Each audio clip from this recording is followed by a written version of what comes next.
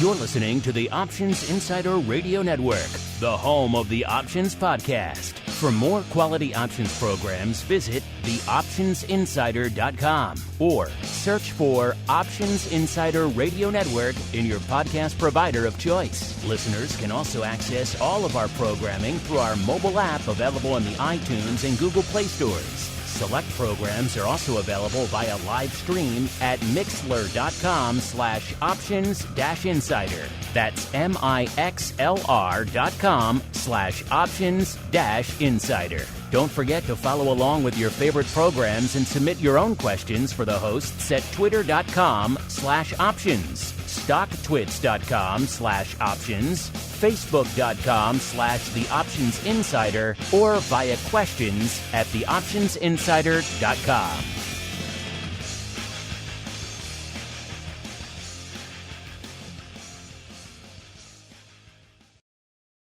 Welcome to Volatility Views, the premier program for volatility traders. Each week, we'll take a deep dive into the world of volatility with in-depth analysis, trading activity reviews, strategy breakdowns, cutting-edge education, and much more. We'll also bring you exclusive conversations with the traders, researchers, and asset managers who are reshaping the volatility landscape. If it involves volatility, then you'll find it on Volatility Views.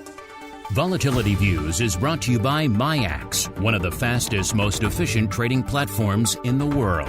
MIAX is proud to bring you Spikes Volatility products. Spikes options and futures are traded on the Spikes Volatility Index, Spike, offering pinpoint accuracy, radically faster dissemination, and a highly transparent settlement auction, all for ultra-low exchange fees. It's volatility reimagined. Learn more about Spikes at miaxoptions.com/spikes. Options and futures involve risk and are not suitable for all investors. The statements made are provided for informational purposes only and should not be relied on for financial or legal advice. Volatility Views is also brought to you by Matrix Executions, LLC, an agency broker-dealer focused on best execution in trading workflow automation. A technology-driven firm, Matrix is led by trading pioneers with decades of experience designing and building best-in-class solutions for options markets. Matrix connects to all domestic exchange venues and multiple international exchanges and serves both institutional and individual clients. For more information on Matrix Executions, LLC, please visit matrixexecutions.com. And now, it's time to take a deep dive into the world of volatility. It's time for Volatility Views.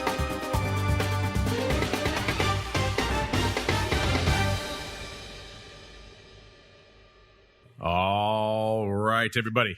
That music means it is Friday. It is noon Central. It is 1 p.m. Eastern. It is time to look back and indeed look at the screens today and perhaps even peer forward into the murky ether of volatility. My name is Mark Longo from theoptionsinsider.com, as well as, of course, from the ever-exciting, at least we hope so, Options Insider Radio Network, reminding you wherever you find this content is available pretty much everywhere and sundry over there on the web. Wherever you're getting it, make sure you keep rating and reviewing. It really does help all the new folks discovering the shows. If you're listening via the app, enjoying that brand new alarm functionality, by the way, which I found kind of funny myself. You can always rate and review in the App Store, wherever you get it. It could be iOS, could be Google Play. So if you're using the app, you can still rate and review there as well. And of course, keep those questions and comments coming. We do love to hear from all of you folks out there. And let's see who we're hearing from on the show today. First, let's go out deep, dark into the heart of Texas, where they're covered in chili and just eating ribs all the time. It's just a red meat fiesta over there, where we are joined by the greasiest of meatballs, Mr. Mark Sebastian from OptionPit.com, by way of Little John / Gamma Radar / Robinhood Trader / et cetera, and so on and so forth. Mr. Meatball, welcome back to the program, sir. You know, I've been looking for some sort of good barbecue rub to put on those greasy meatballs, and I'm not quite there yet, but it's maybe the thing I'm researching most right now. That might be a good challenge. Make some meatballs and then smoke them. Try smoking them and see what the time frame is, making a little rub on them. I could go for some smoked meatball. That might actually sounds kind of good. You smoke just about anything, maybe outside of ice cream. I think you're going to have a pretty good experience at the end of the day. Speaking of good experiences, it's always a good experience when he joins us holding down the MIAX hot seat, Mr. Russell Rhoads, by way of Loyola University, by way of EQ Derivatives, by way of a volatility bookshelf near you. Mr. Rhoads, welcome back to Volatility Views, sir.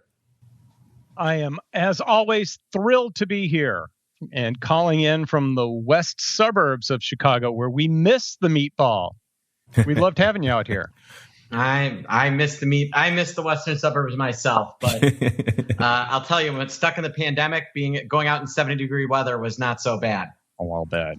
You're about to say I missed the meatball as well. That's what we were about to say. You're about to go dark into the third person realm, but we won't go there. But I hear, Mr. Rhoads, a little bit of an update to where you are from is in order, sir. What's new on your radar? I am, like everybody else, I decided to put my name into the transfer portal, and I have decided to sign with the Kelley School of Business at Indiana starting next year. Porter Moser left Loyola, and I didn't follow him to Oklahoma, but I am following him out the door at Loyola. You're a real boy. You're a real professor now. Congratulations, sir. Well, thank you. Well done. What are you teaching over there? Oh, goodness gracious. Everything but derivatives, it seems. I was going to say, are they going to finally give you a derivatives class? You're going to teach CAPM and all the other fun stuff. Eventually, they'll get around to some. Don't they know you have some VIX books in your back pocket? Maybe they want to talk about that. But hey, that's a conversation for another day. In fact, that's a conversation for right now. So let's get to it. It is time for the Volatility Review.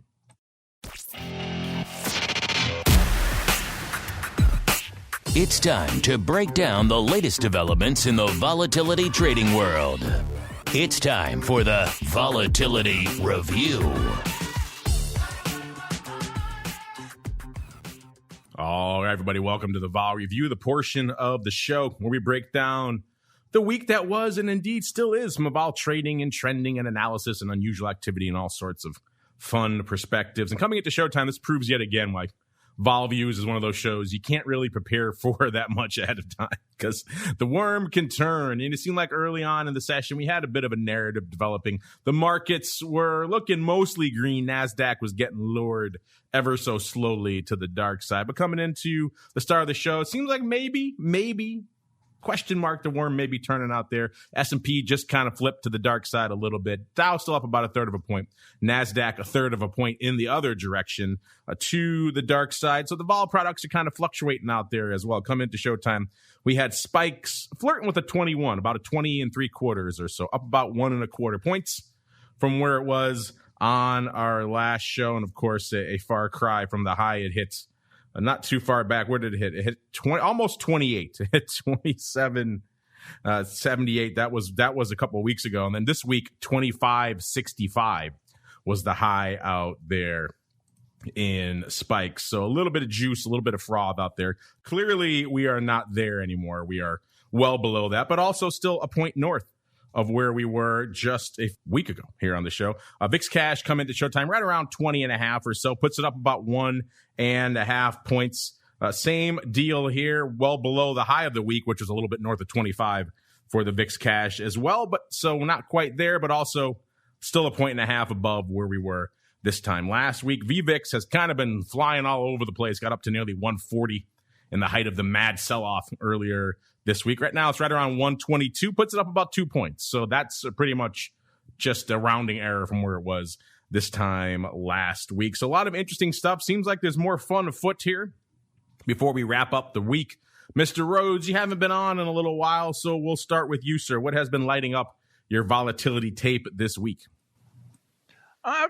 This week it's just been kind of hovering around and not a whole lot going on. We got the thing that kind of frustrated me a bit was we got a very unusual May VIX settlement back on Wednesday morning. It seemed like the worst time to have held some short positions overnight into settlement that settlement above 25 or so I think was very surprising. Yeah, of all days to have VIX settlement, this week probably Wednesday was the worst day you could have picked, right? Yeah, no. And for full disclosure here, I held some puts overnight and my profits dissipated. So as a teacher, I should really start listening to some of the things that I tell people all the time. You didn't listen to your own advice. If you're happy with the profit, take it off. You didn't listen to your own advice on this show. So how many times have we said, don't freaking mess with that settlement if you don't have to, right? Another example of why. I stubbed my toe this week on that one. So there. I actually took, Russell, if it makes you feel better, I actually took some long 25 calls into settlement. And those actually worked out okay for me. I was going to say, those probably worked out.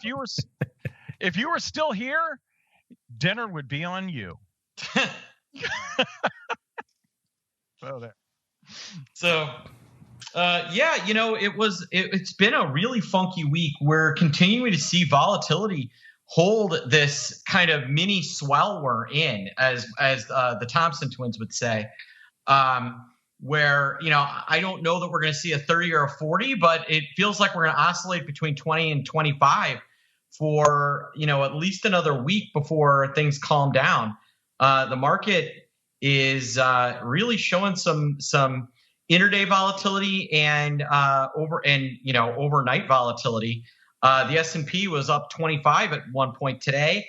As I'm talking right now, it's down almost 3 points. And the NASDAQ, kind of the same story, right? Was up, and now they've taken almost everything out of it. It's just been a very tough week to be NASDAQ. It kind of feels like, and I'm not bashing Kathy Wood, but it kind of feels like ARK is a bit of a weight around the neck of the NASDAQ 100 and the NDX because, that Tesla just cannot find any footing. Amazon looks like it's, a little sick as of late, despite its rallies. Kind of all those mega caps are being sold at, people are taking profits and taking those dollars and move them into oil, gas, hotels, airlines, cruise liners, basically the, kind of a little reopen trade. Biotech's having a day today. It's just tech cannot seem to catch a bid. Well, just one thing with ARK, and I feel like the easy thing to do would be to pile on poor Kathy, but she's done a great job. She has. One of the things what I like to do is about an hour after the market closes on Bloomberg, you can see their changes in positions. Mm-hmm. And what is interesting to me is when the NASDAQ's been under pressure, they're having inflows because they're buying across the board, and on days that they're up, it looks like they're actually net selling some of the stocks. Which what I would like to see, and what would really get me concerned for tech stocks, is if on one of those days where ARK is under pressure, if they actually see an outflow. But it looks like a lot of the ARK disciples have been conditioned to buy on weakness. Because they're putting money to work on days that the market's down, and they don't have a whole lot of cash, so it's not cash going to work. It's got to be inflows. The joy that is ARK. We could debate them endlessly. Of course, these days you're right. It is kind of hard for Tesla to get out of its own way when it's one of it. And that's not its founder. Everyone calls him the founder of Tesla. He isn't the founder of Tesla, but its CEO is certainly a bit of an albatross these days. He loves Bitcoin. He hates Bitcoin. That's driving things around. China having issues with the way Tesla tends to use its cameras on its cars. A lot of fun things weighing around the neck of Tesla out there. But it's not the Tesla show. We probably could do a whole show on Tesla vol. But let's move on out into the vol space itself. Let's kick it off out there in the land of the futures. Obviously, the May future off the board now, so we'll look out to June. June future coming into showtime was about 1.5 points above the cash. That's about almost a full point lower than where it was this time last week. Again, not exactly surprising. We're seeing, at least in the latter portion of this week, we're seeing a lot of that air getting sucked out of that balloon again. Earlier this week, different beast. But this portion of the week, it's kind of like a broken record these days now. We have some sort of drama earlier in the week that just gasses up all the vol, juices it up. And then how quickly does it get squeezed out is the thing we wrestle with here on the Vol Views show every week. The July future now moves onto our radar, about 3.1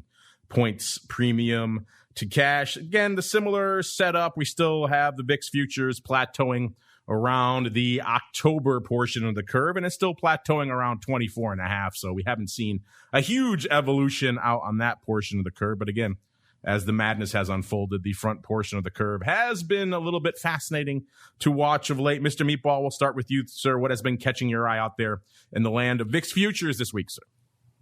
Yeah, on Wednesday, the VIX futures actually briefly went kind of backward during the day before turning right back around and going back into contango. And despite a lot of market volatility, it's held a pretty decent, solid contangoed curve during this entire market mess. Just some intraday moves. So I find that interesting. I think some of the spreads are really interesting. July, to me, has a pretty darn steep spread relative to the cash. It's trading 3 points over. September, a full 4 points above the VIX cash. And when you consider that it's pretty elevated at 20 from where we've been the prior few months, they're pricing in a little bit of action. I mean, even June is trading 1.5 points over. So there is definitely some cushion there for the cash VIX to rally before we even threaten any type of real curve shift. Given what we've seen this past week and the week before, it's kind of hard to argue with leaving a little bit of juice out there in the curve. Mr. Rhodes, same question for you, sir. What's been lighting up your tape out there in the ever-evolving, at least in the front portion, VIX futures curve, sir? It's pretty much in line with what Mark just said, that it's interesting to see how elevated July, August, even out to September is. Those have been holding up for some time. And if you try to take the VIX futures pricing versus spot index as some sort of indication as to a time frame that people are concerned about, I would say July, August has been falling in there for some time. Now, July's come off a little bit because now it's the second month, but elevated for summer is something that I think's been on the curve for some time, and it's remaining that way. Even with spot VIX coming off a little bit today, there's still a nice premium in there. If you don't think that's going to hold up, you can do that put trade. Just don't hold it into expiration. Yeah, and Russell, what I would add is that big July call spread from a few weeks ago is still open. So they are long the over 200,000 of the 25 calls against short the 40 calls, and that trade is still up and not closed. So that's just something to be aware of. What I've been kind of fascinated, I know we're going to get to options here in a second, is how much of the puts are trading right now. They've been going kind of bananas. We will get to all that in a second when we start breaking down the top positions out there in VIX land. Before we do that, let's start breaking down the top positions out there in Spikes land. As you'll recall, a couple of weeks ago, listeners, someone put on a pretty sizable vertical, kind of like a three-way with the put and then an extra call kicker on it. It was the May 21, it was a 23-28 vertical. Paper bought that against the 21 puts in Spikes. And then they also, I guess for giggles, sold the 40 calls as well for a nickel, because why not? They put all that on. They did pay a lofty amount. They paid almost $3 for the 21 puts and then $1.50 for the 23 calls. So you're talking $4.45 right there. Obviously, they collected 60 cents, 65 cents if you add in the nickel. So still, they paid a hefty amount out here for these puts. Those went off the board this week. So now we have some new top positions out here in June and July. The top position in Spikes right now are the June 50s, followed by number 2, the June 25 puts. And let's just do a top 3 to round it out quickly here. The July 50 calls. So people still have fascination with the upside here in spikes. I wonder if they're selling those for a nickel as well as the way someone was selling those May 40s for a nickel. That one just kind of, even though it was near dated, I get it. It's a high probability of working out. Still made the hairs on the back of my neck stick up. In terms of what's lighting it up out there in VIX options, today, not a heck of a lot. Coming into this segment, we had, right about 250,000 contracts on the tape, 252 to be precise. So not the most action-packed day, but it certainly has been an action-packed week. We'll get to all that in a second. First, as the meatball was alluding to, let's get to the sizable open positions out there in VIX land right now. And a bit of a flipping of the script from what we've been saying out there over the course of the past couple of months. What have we been saying for a while? You know, it's been all puts all the time. In fact, last week, it was 80-20 puts over calls in the top 10. And now, of course, a lot of that has rolled off the board. And with the new OI, it's completely the other way. It is now 60-40 calls over puts in the top 10. Has the worm turned? Is that the signal? Everyone's been writing in. And when's it going to change? When are we back to that moment where everyone's loading up on upside? Is this it? I put that question out to you, listeners. Let's break down the top 10 here. Cost you only 152,000 contracts to break into the top 10 in VIX land. That's not a ton given the history for VIX. That gets you to the June 40s. Again, calls.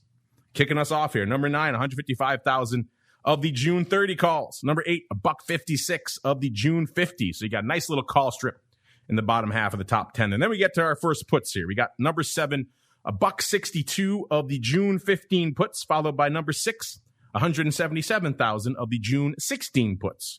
Then back to the calls a little bit. Number 5, 177,000 of the June 60s, 6 O's. Getting lofty up there. Number 4, 192,000 of the June 18 puts. Got to go to all the way to number 3, listeners, to even crack 200K.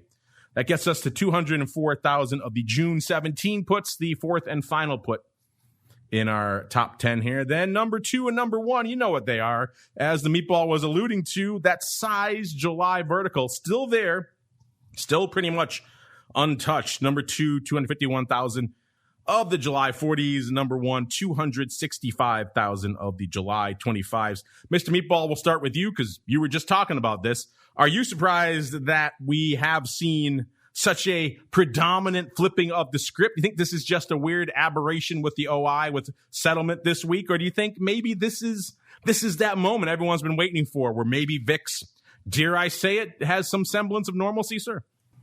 We're seeing a lot of positioning in June for some sort of bearish movement. Yesterday, there was a relatively large trade that went up. I wrote about it in my VIX Edge blog. A customer bought about 25,000 by 50,000 of the June 18-16 put 1x2s, paying 29 cents. And that was that's a pretty sizable trade. It was 25 by 50,000. I'm sorry, it was the 2018 put 1x2, buying the 20s, selling the 18s, paying 29 cents, puts them good between 1961 and 1971 and 1629, which would be right about the range that we saw leading into this little swell. So it's pricing itself like some sort of return to normalcy. Today, another decent sized trade going up. Customer put on about 15,000 June 19, 18, 17 put flies. Again, looking for that 18 strike settle. They paid, 110, 146. Looks like they paid about 11 cents for that, 11 or 12 cents for the bear put fly. That's been the biggest trade of the day so far. Also saw a June 21-26 strangle for some size. Another trade we saw earlier in the week. This was a big one, and I do kind of like it. Kind of a hedge on a hedge. Customer buys about 50,000 of the August 50 calls and hedges it by buying the August 17 puts. And similar trade in July. Bought the July 50 calls and the July 17 puts. That was on, I believe, Tuesday. Customer put up about 50,000 of the August, 31,000 of the July, and we did see some piggybacking on that August trade. So that was a big mover of option contracts earlier in the week. And, so I call it a hedge on a hedge because they're buying those 50 calls for a hedge, but they're also worried that the 50 calls are going to go out worthless. So what do? Well, play volatility to sink by buying the 17 puts. Yeah, that's an interesting strangle. It's a funky one. I can certainly get behind the put leg. The call leg, you got to do some work to get there, but I get what you're putting down. Speaking of putting things down, Mr. Rhodes, sir, what are your thoughts on our top 10? Do you believe this is a shade of normalcy returning to VIX options, or just a mere momentary blip here as the OI rolls over from settlement? We shouldn't really read too much into it. And then, but we'll get to the other part in a second. First, let's start with the OI, sir. Well, I think there's just a big debate out there about it. In order to get to normalcy, you've got to have this sounds so silly. I can't believe I'm going to say it out loud. In order to get to normalcy, you need to have a balance of buyers and sellers. And I feel like that we've had too many people that are gun shy on having a short VIX position on, and because they remain a bit gun shy around that, the people that maybe want to get some sort of long volatility exposure have been having to turn elsewhere. But now that maybe we've got the big spike a year in the past, and we're seeing, I like how you put it, we're seeing some trades that make you a little bit nervous with respect to the upside risk that they're taking on. But now that you actually see people that are willing to, sell some VIX options, it's bringing the other side back into the equation. So we're starting to see the kind of trades that we would talk about 18 months ago. Yeah, dare I say it, some sellers of VIX options. And dare I say it, we are joined by Mr. Rhodes. So you know what that means. It's time for Russell's Weekly Rundown. Now, Russell's Weekly Rundown. Every time I play that, it just brings a smile to my face. Mr. Rhodes, what does that say about the esteem that we hold you in, or at the very least, how much we like that transition, that we keep it on our board just for your sporadic appearances on the show, sir? I played that for my kid a couple of years ago when she was 14, and she looked at me and she goes, I don't even want to be associated with that. That's the appropriate response from a 14-year-old. For a teenager who's a hell of a lot smarter than I would ever be. There's a lot going on in the weeklies. Somebody came in. This is one that's really got me scratching my head. Somebody came in and, to make you nervous, sold a bunch of the 42.5 calls that expire next Wednesday. They took in 6 cents for a couple thousand or so of these. A lot of upside risk, but a lot's got to go wrong between now and the 26th for that one to hurt them. Found a buyer of the June 9th 15 puts. Those are weeklies. They bought about 300 of them or so for 6 cents this morning. The open interest in that contract is 1,700. So I wonder maybe they're covering. Just saying, I'm not going to, when we're teaching the beginners and we say, if you got a position on that you can get out of for a nickel, think of it in a way that would you be willing to, sell that position for a nickel? And maybe they've reached that price point where they're starting to get out of the trade. Somebody did come in and buy 444. Got to like that number of the 45 calls that expire next week. The open interest for a nickel, and the open interest on those is 13,000 plus. So again, might be some people exiting some trades there. Earlier in the week, we did see some, trying to flip my page, saw a lot of interest in the 20 puts that do settle next Wednesday. Big seller of a bunch of those 20 puts for 57 cents each, with the assumption that we're going to remain above that price level. And they scattered them out through the day yesterday. Doing some quick math, looks like they sold 6 or of those, which for a standard expiration is not that much. But I think when you start talking about weekly expirations, that's a little bit more of a significant number. So, I could go on and on and on. There's just been a lot of small weeks that have been coming out with people trying to pinpoint different levels around VIX. Go ahead. I budgeted 22 minutes for you, so have at it, sir. Budget? Oh, you want me to go? I'm just giving you a heart. I don't want to give you the cold sweats here. So let's break down some of the paper. Mr. Meatball was already kind of touching on some of the interesting trades for the week.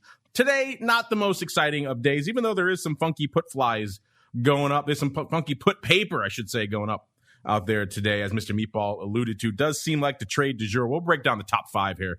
You'll get a sense for it. Number 1 today, of that 250,000 contracts, roughly 60,000 has come in the June 18 puts, followed by number 2, about 24,000 of the June 17 puts. Number 3, 21,000 of the June 21 puts. Number 4, 17,000 of the June 19 puts. And rounding out the top 5 here, almost 12,000 of the June double calls, 55 calls. Obviously, a lot of that coming in that 19, 18, 17 put fly. Looks like they did that about 15,000 by 30,000 times. Clearly more action on the 30 put strike, so other spreads have lined up with that strike as well. I think a 21-18 put spread is also going up there as well, hence the size volume on the June 18 puts. What do you think of that put fly, listeners? 19, 18, 17, you like that one? It's kind of interesting, a little tight, but kind of interesting nonetheless. Yesterday, a little bit more paper on the tape, 400,000, almost exactly, 396 to be precise. And the number 1 trade out there, number 1 most active contract yesterday, 51, almost 52,000. Once again, June 18 puts, that has been the strike and indeed the option du jour all week. Number 2, 35,000 of the June 40s. Number 3, 28, almost 29,000 of the June 20 puts. Number 4, 16,000 of the August 95s. Getting back out to some of those, shall we say, optimistic strikes out here again. And number 5, 16,000 of the June 75s. What a strike series. The 95s, the 75s. Are you loading up on those bad boys? If you want even more optimistic strikes, just stay tuned, listeners, because Wednesday was the big day of the week. That's the closest we came to threatening 1,919,000 contracts on the tape on Wednesday. As you recall, Wednesday was the crazy day. That was the height of the sell-off. Then the worm kind of turned and we started rallying towards the end of the day. It didn't really close up, but mitigated a lot of the sell-offs in most of the major indices. So a bit of a crazy topsy-turvy day. A day that kind of embodied a lot of the current vol environment in just one day. We saw a lot of the different things that we've been seeing over the course of the past few weeks, all encapsulated in one session. Packed a lot of living into those hours. Let's see. Number 1 most active contract on Wednesday, 57,000 of the June 16 puts, followed by number 2, 48,000 of the July 20 puts. Number 3, 43,000 of the June 21 puts. Numero quattro here, 41,000 of the June 19 puts. And I said, get ready for some optimism. 40,000. We'll go to number 6 today because it just keeps the narrative alive. 40,000 each of the November and June 110 calls went up on Wednesday. So was someone rolling from the June to the November 110 calls? They were thinking, maybe June's too close to home for the 110 strike. We got to keep it alive, keep the party alive, roll it out to November. Either way, 40,000 of each of those bad boys. Let's keep going. Why not? Also 40,000 of the June 150s coming up on Wednesday. So in case you're wondering, that's 120,000 contracts, listeners, in strikes that would, I think, charitably be considered nonsensical. So there you go. That's some flow out there for you. That's the kind of day we had Wednesday. The 150s were in action, and for size, there we go. Tuesday, only a little bit less active, 787,000 contracts. The most active contract, the AUG 17 puts, doing about 55,000 contracts, followed by the AUG 50s, getting back to that funky strangle the Meatball was talking about earlier. You like that? 1750? What's your thoughts on that? What do you want to do with that 50 call leg? Maybe you want to do something else with that? Maybe you want to go 40, 50? I don't know. The 50 doesn't resonate with me, but 55,000 almost of those as well. Number 3, 40,000 of the June 20 puts. Number 4, 34,000 of the June 22 calls. And rounding out the top 5, July 50s, 34,000 of those bad boys. Monday, also a fairly active day, 581,000 contracts on the tape.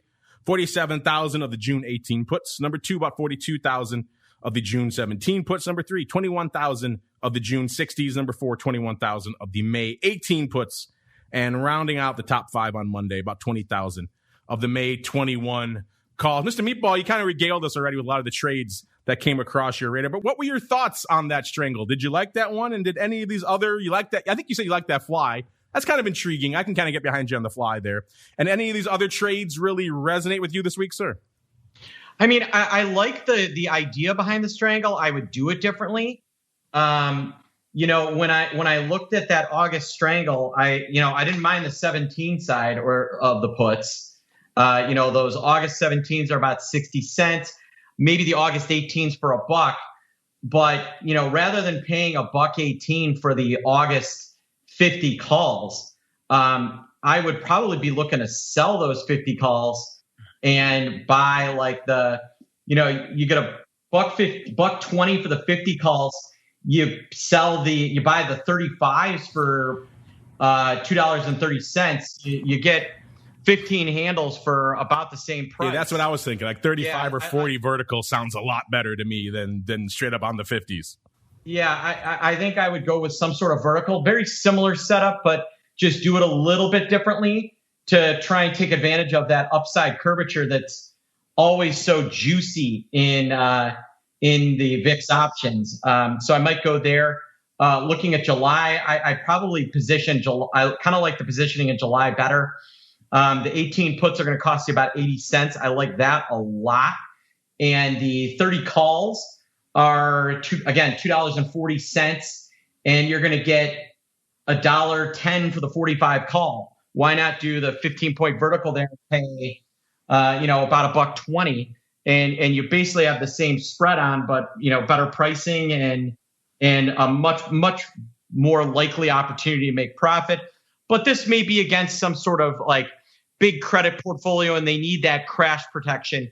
They don't really need that intermediate VIX move protection. That makes a lot more sense to me. Yeah, I'm sure if you view it in the lens, obviously they have something else against it. So we don't know what that is. So they clearly are looking for just extreme upside protection. So from that lens, the 50s do make more sense. But yeah, if you're going to straight up structure it more effectively, I think these funds could do themselves a favor by tuning into the show every week here. We'll save them some time at the very least and some money, and perhaps even help them put on their positions a little bit better. Let's keep on rolling because we're coming up against it here. Let's get on out to the product that I used to say you guys love to fade. It hasn't really been fading as much. It's kind of been just moving all over the place. VXX is like the biotech now of the vol space. As much as VIX is moving, VXX is like, hold my bear. Let's see what we can do out here, because it is rocking and rolling ever since it moved back up to 40. It's just had a insane new life. We're down to 36. We're up to 45 or even 47, and right back down again. If you've wanted a nice, aggressive, range-bound VXX, your wish has been granted of late. Coming into today's show, it was at about 39 and a quarter, and it's still right around there, about 39.35, as we're seeing the market still kind of struggling to figure out what they want to be today towards the latter half of the session. Seems like S&P back in the green now, and NASDAQ mitigating some of its downside. So maybe the worm is turning to the upside, in which case we should expect to see VXX at about a 36 by the end of the show, if past is prologue. Today, a decently active day, 146,000. The ADV actually down from our last show, 182,000. So even though it's moving quite a bit, and it has reverse split, the ADV continues to take a hit week after week. That's kind of perplexing to me. I think the only thing that could really explain it is there might still be some lingering symbology issues with the reverse split. I'm looking at the top positions right now. We pulled them from our friend Henry's trade alert system there, and they still have the old non-split adjusted strikes there. I think to make it more intelligible to people, but also that's just the way the system is working out there. So that could be still wreaking havoc with some of the brokerage platforms out there, which is probably why VXX is moving more than it has in a year, and yet people are trading it less. Let's break down. Let's do a top 5 out here. Top 5, number 5 here again. We'll see some of these going the way of the dodo. Now these are still kind of the old VXX1 strikes here. We got the June 11s here, 30,000 of those. Number 4, 31,000 of the May 9 puts. These are going out today, so we'll see some of this readjusting now. Number 3, 32, almost 33,000 of the SEP 10 calls. Number 2, 36,000 of the May 10 puts, again, going away today. And number 1 position out there. These have been pared down. I think there were 59,000 last week. Now they're about 44,000 of the May 12 calls. Again, all these kind of the old strikes and a lot of this in the May, at least, going the way of the dodo. So these numbers will look a lot different this time next week. Again, we'll start seeing some more relevant strikes around the 40 handle starts picking up, gaining steam as opposed to the 10 handle. Let's see here. In terms of most active trades today, again, not a lot on the tape today. The most active contract, May 39 puts with about 11,500 contracts, followed by the May 38 half puts, 8,000. Again, both of these going out today, followed by about 7,800, let's say, of the May 47 calls. Those are going out next week. So again, 47 sounds outlandish, but we were just there not too long ago. So number 4, we got 5,400 of the May 28th 44 calls. And then rounding out the top 5 here, 5,000 of the May 39.5 puts going out today. Mr. Rhodes, have you been watching? I know you last time you were on the show, it was pre-VXX split.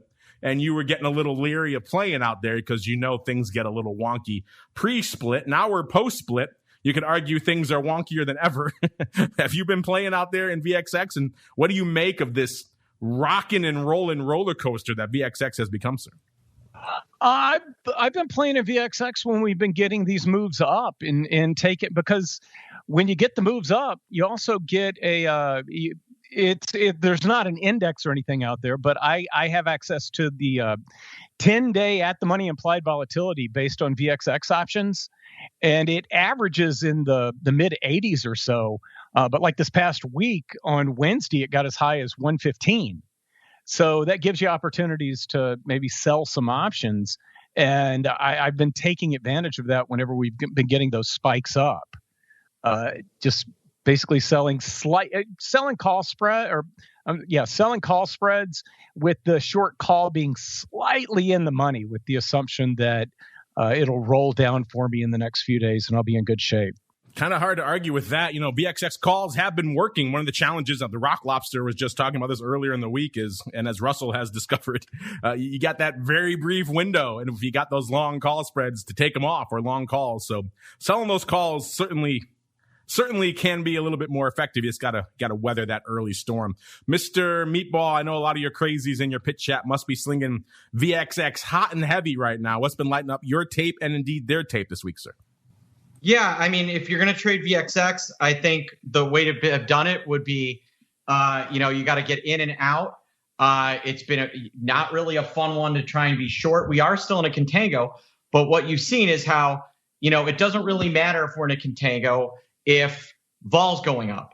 And VXX really got a big lift. It threatened 50 and has been over 45 twice in the last week. So it's been all over the place, and the volume has been a little more two-sided.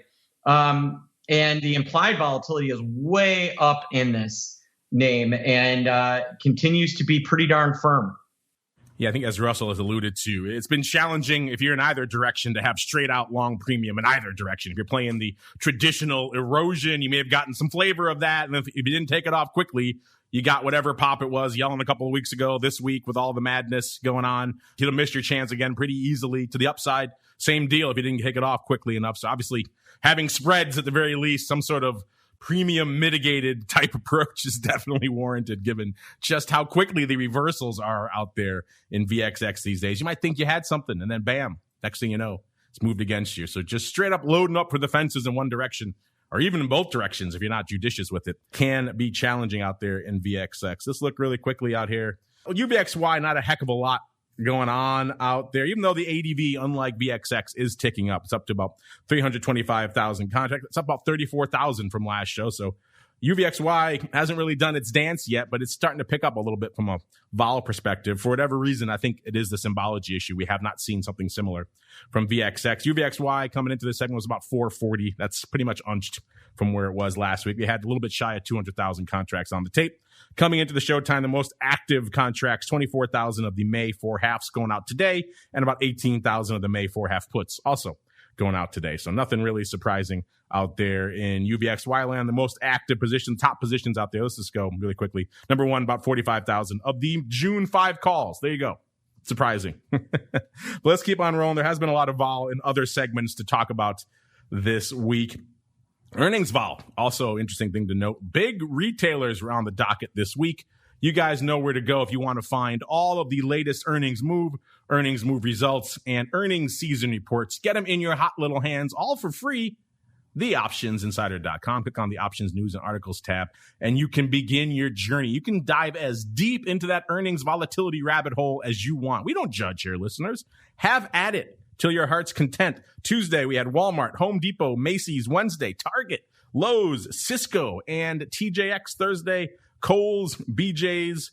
And then Friday, we had John Deere and Foot Locker. So a lot of big box retail this week. Let's pop off a couple of these. We broke down some of these earlier this week. We have the earnings move results reports here. Let's start with Kohl's really quickly. They were yesterday before the bell. 60.25 is where they were as of this report. They were pricing in 8.1%. They're one of the few outperformers there. 11.5% they delivered to the downside. Let's see really quickly where they are right now, if they've gotten some of that back. So again, a frame of reference question.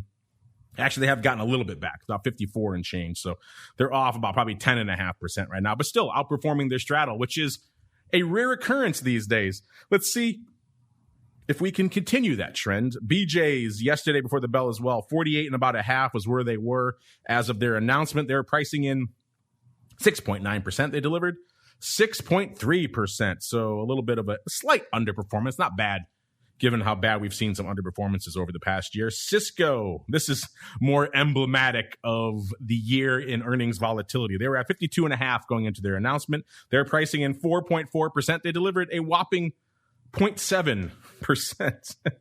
So that's pretty much the year in earnings in a nutshell, right? Let's look really quickly and see if it's moved a little more. Actually, you know what? It has rallied since then, so it's moved even less. It's almost effectively unched since the announcement.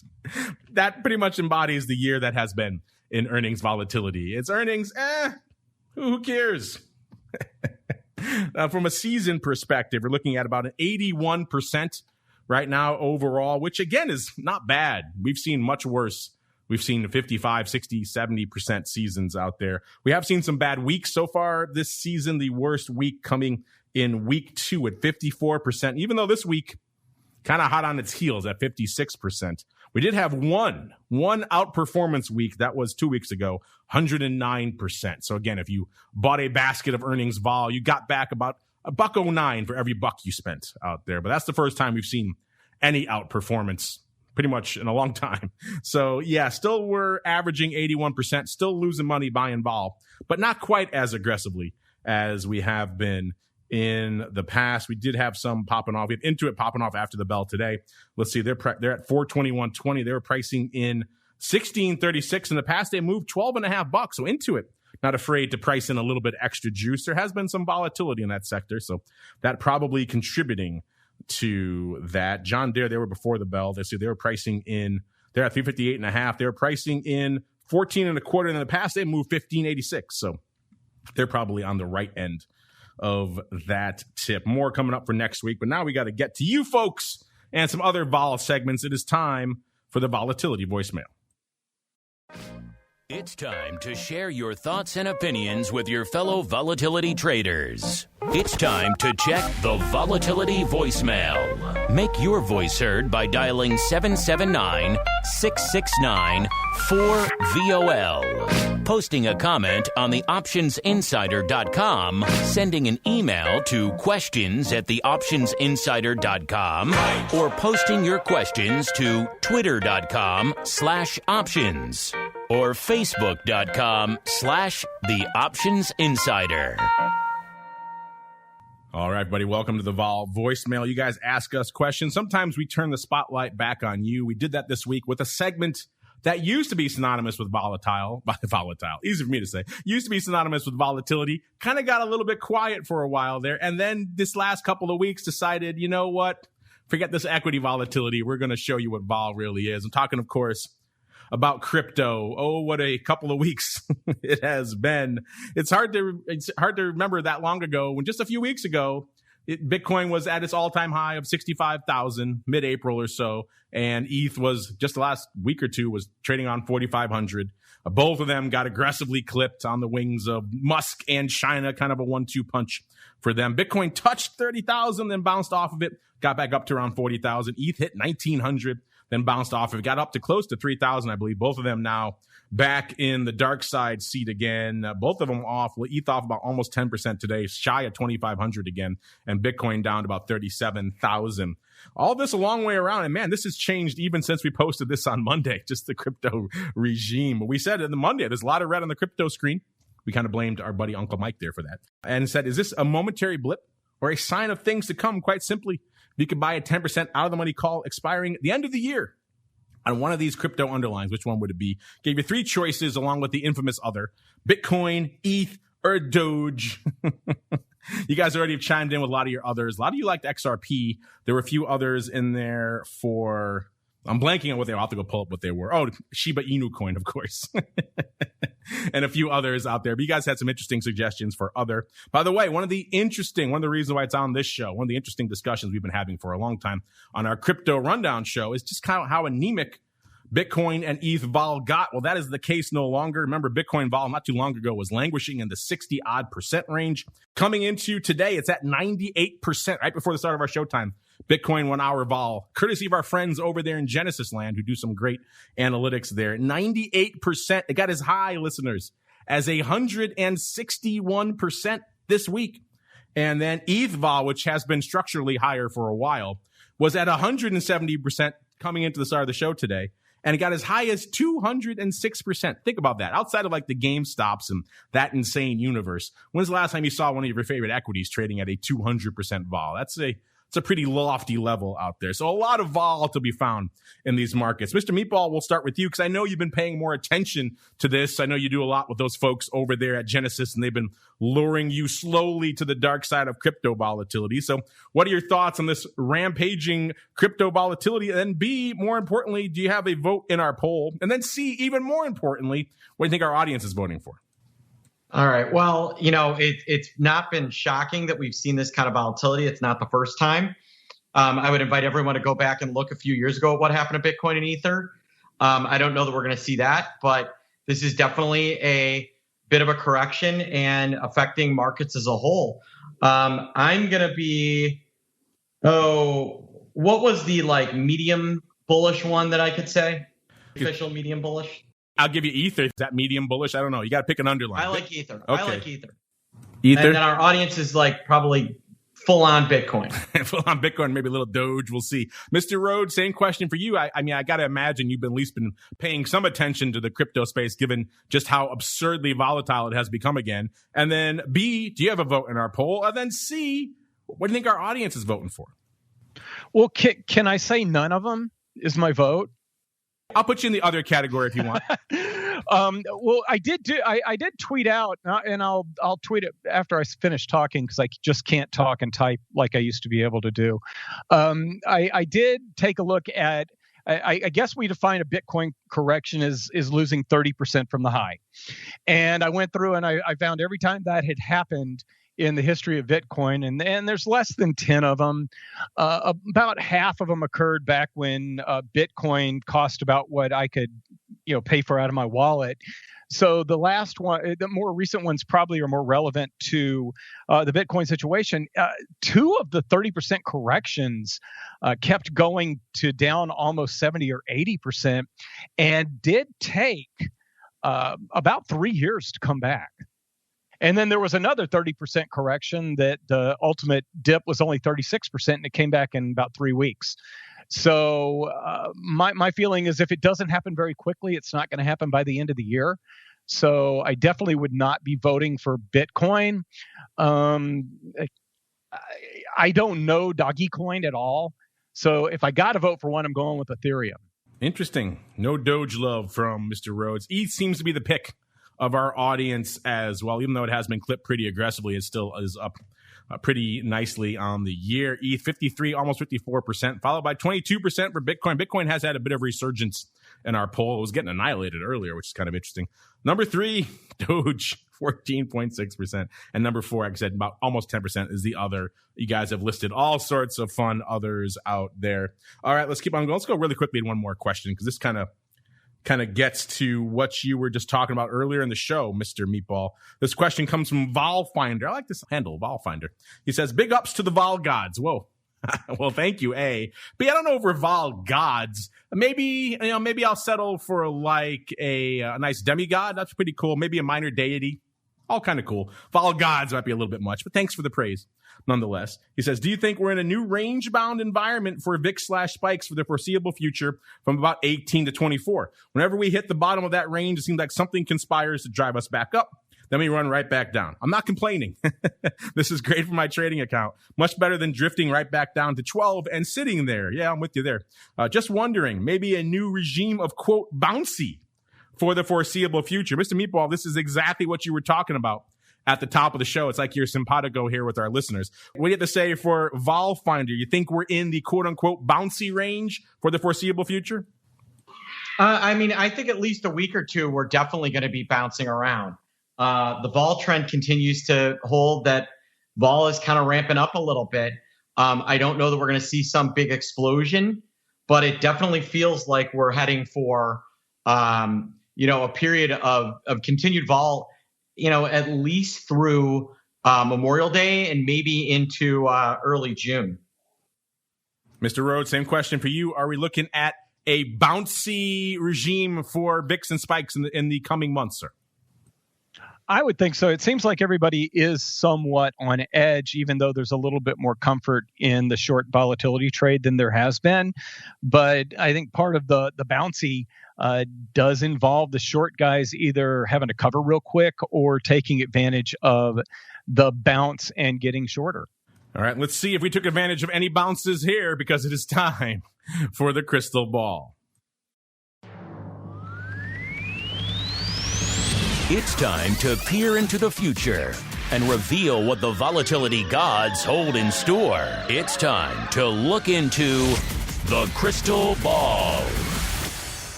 All right, everybody, welcome to the crystal ball portion of the show where we attempt to wrestle bravely, some might say foolishly, with the volatility gods and predict what they have in store for us. Markets are kind of still in this similar position to where we were at the start of the show.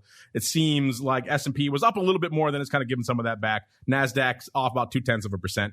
Dow up slightly more. So we're pretty much very similar spot to where we were at the start of the show. Spikes is a little bit less lofty. It was about 20 3/4 at the start of the show. It's about a 20.30 right now, and then heading on out to VIX Cashland. VIX at the start of the show was at a 20.5. That's come off a little bit down to about a 20 right here towards the end of the show.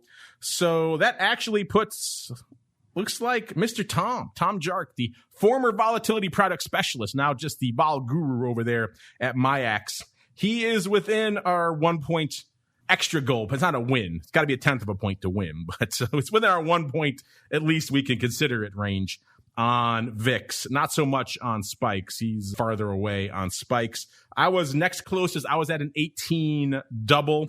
Again, this is one of those weeks, everyone's right until they're not. This is one of those weeks. We got close to a lot of these levels and then right back up again.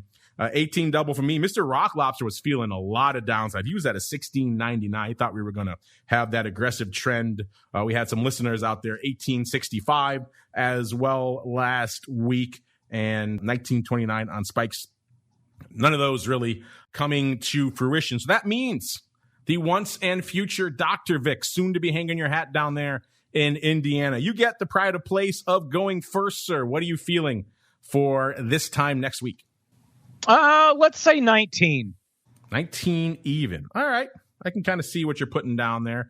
That's about a point and change lower on the spikes and about exactly a point lower on VIX Cash. I guess I was next closest, so I shall go next. I will change this to the meatball so he is not maligned by the rock lobster. There we go. All right.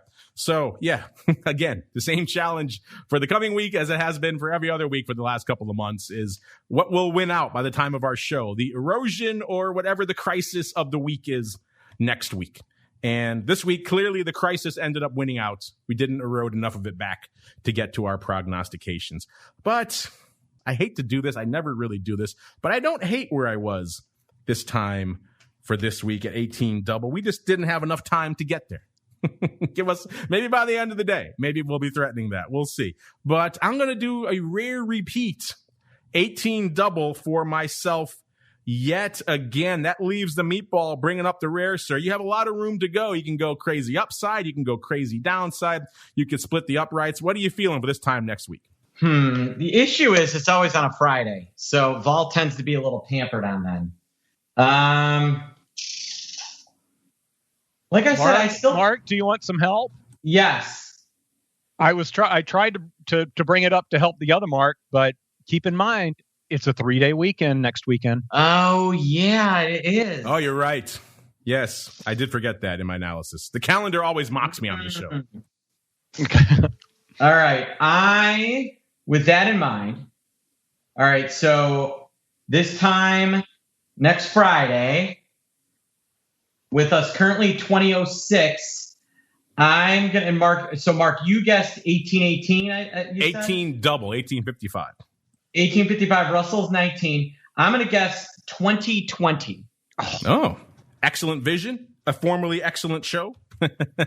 2020. All right. So interesting. We got some listeners chiming in, feeling a lot of vol. They're saying a 23 quarter to 23 half for this time next. So our listeners are feeling the upside. Interesting. Again, that caveat Mr. Rhodes pointed out there, that extra day out there can tend to sap some of the juice. So actually, that longer weekend makes me, I think, a little bit more comfortable in my prognostication of 1855. But the meatball, again, these are these times, listeners, where we all could be right and then horribly wrong, all even within the same show. All right, everybody. That music means that's going to do it for today's episode of Volatility Views. We crammed a lot of living into this 1 hour. Listeners talked about not just equity volatility, all the products therein, of course, your VIX, your spikes, your VXXs, your UVXYs, talked some single name volatility out there on the earnings front, even dabbled in a little bit of crypto vol, as well as your questions about the regimes and everything else going forward. It's been a fun show. But before we go, let's go back around the horn. Let's start in the land of Mr. Rhodes. Sir, if they're intrigued, maybe they want to check out some vol books, where should they go? What should they do, sir? Well, I've got books on Amazon. You just type my name in and make sure you spell my last name correctly, RHOADS. And I'm just continuing to plug away at EQ derivatives, focusing and I focus on all the global markets now. So I'm not as dialed in on VIX as I should be sometimes. But I'm paying attention to equity derivatives throughout the world in my role at EQ Derivatives and writing things up periodically. Anything that I write up goes at eqderivatives.com, and I'm going to do an analysis of how major indexes and their volatilities behave between Memorial Day and Labor Day, which is going to go up tomorrow morning. That's why I knew next weekend was Memorial Day weekend. You're always my go-to for the calendar here, Mr. Rhodes. I need to check with you every week before I make my vol prognostication for the calendar update. He put out a cool tweet about the Bitcoin corrections. We will retweet it for him as well, listeners, so check that out as well. And give him a search. Pick up one of his books on the old Amazonians. RHOADS is how you spell that last name. And Mr. Meatball, sir, if folks are intrigued, they want to kick the tires and light the fires. Maybe they want to talk VIX strangles or flies or all the other fun stuff going on. Where should they go? What should they do? Go to optionpit.com. I write vol commentary every day, so come and check us out.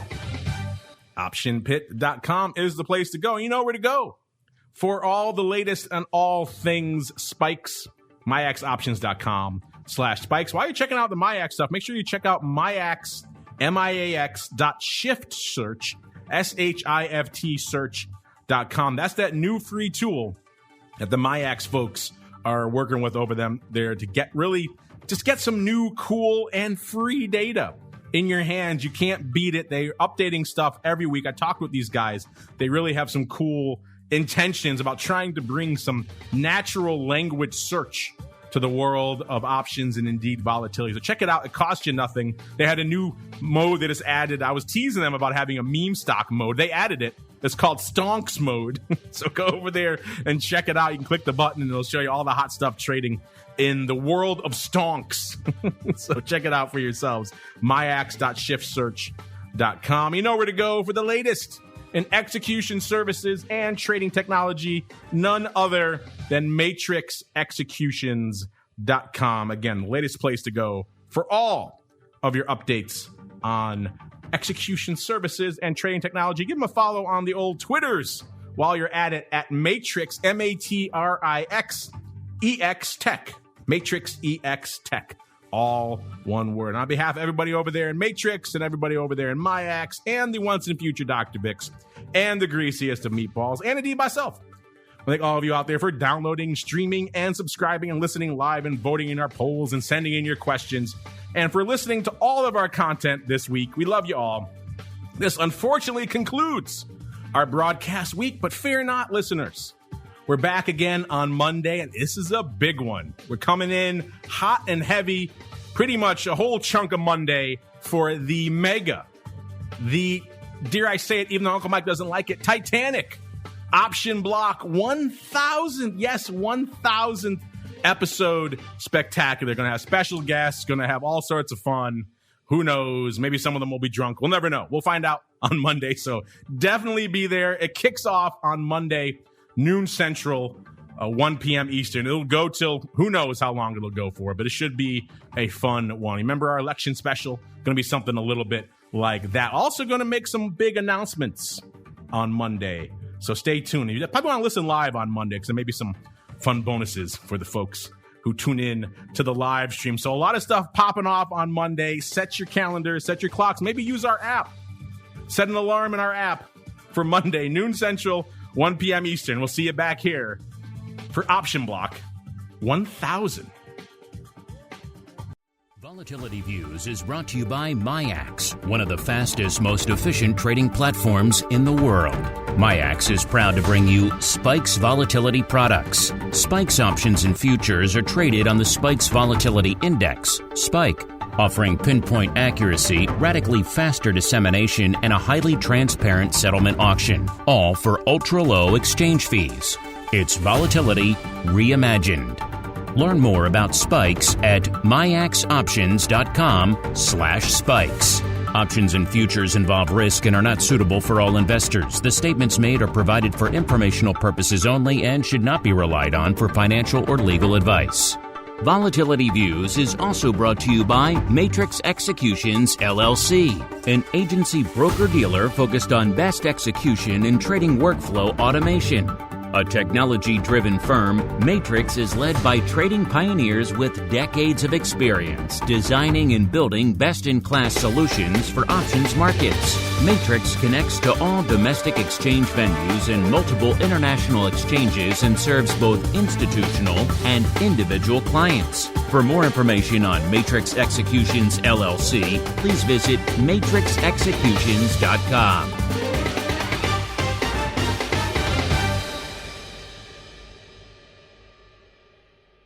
You're listening to the Options Insider Radio Network, the home of the Options Podcast. For more quality options programs, visit theoptionsinsider.com or search for Options Insider Radio Network in your podcast provider of choice. Listeners can also access all of our programming through our mobile app available in the iTunes and Google Play stores. Select programs are also available via live stream at mixlr.com/options-insider. That's mixlr.com/options-insider. Don't forget to follow along with your favorite programs and submit your own questions for the hosts at twitter.com/options, stocktwits.com/options, facebook.com/theoptionsinsider, or via questions at theoptionsinsider.com.